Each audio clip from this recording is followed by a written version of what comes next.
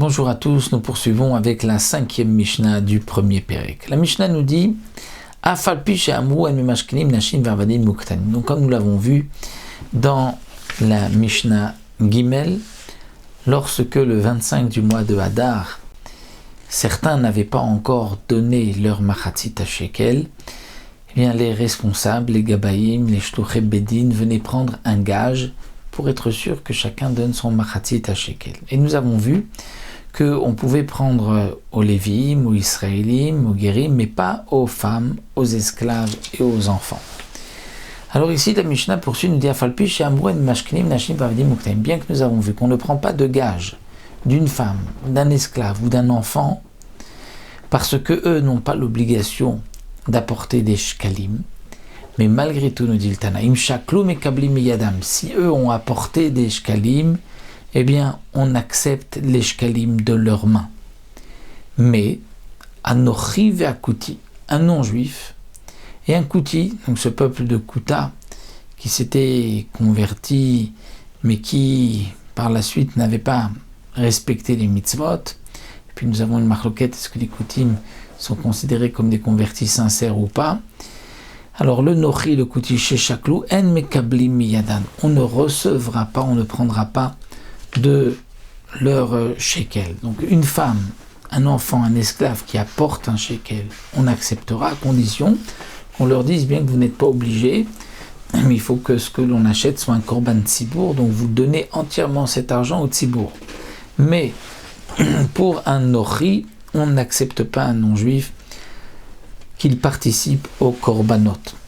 De même, en mekablin miyadan, on n'acceptera pas miyadam, des koutim, c'est-à-dire que bien que les koutim s'étaient convertis donc avec un statut de juif, malgré tout, les Khamim avaient tout fait pour qu'on s'éloigne d'eux, étant donné qu'ils ne faisaient pas attention aux mitzvot.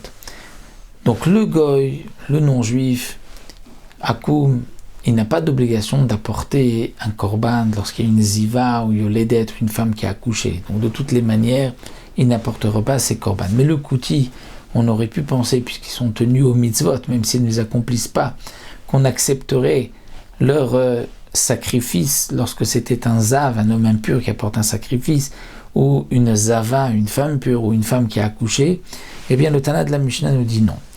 En mekabli miyadan, on ne prendra pas des koutim, kinezavim ve kinezavot, donc c'est kan, c'est-à-dire ces deux oiseaux, puisque c'était deux oiseaux qu'on apportait, Torim Bneyona, des colombes ou des pigeons, que le zav ou la zava apporte, ou la yoledet. Donc on n'acceptera pas d'eux, parce que les chachamim voulaient qu'on s'éloigne et qu'on ne s'associe pas avec eux. Et de même, chataot v'hashamot, un korban chatat ou un korban hasham, lorsqu'ils ont fauté sans faire exprès, on n'acceptait pas leur korbanot. Mais, nedarim, ava nedarim udavod mekabli yadam, si ils veulent faire un don, un cadeau, un neder, une nedava, c'est-à-dire offrir quelque chose comme un korban ola, un korban shlamim, donc dans ce cas-là, mekablim miyadan, on pourra accepter de leurs mains. En vérité, comme nous le voyons ici, le aval est entre parenthèses, parce qu'il y a deux versions. Certains disent que aval nedarim davot mekablim miyadan, donc que les nedarim nedavot, on peut accepter. Mais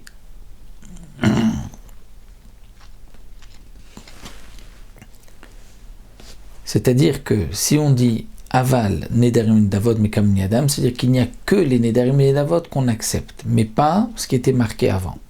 Si on enlève le aval, alors on mettra le point ou la virgule juste après kiné yoldot, et ensuite on dira vechatot, vachamot, nedarim nedavot, ça on accepte les mains des koutim.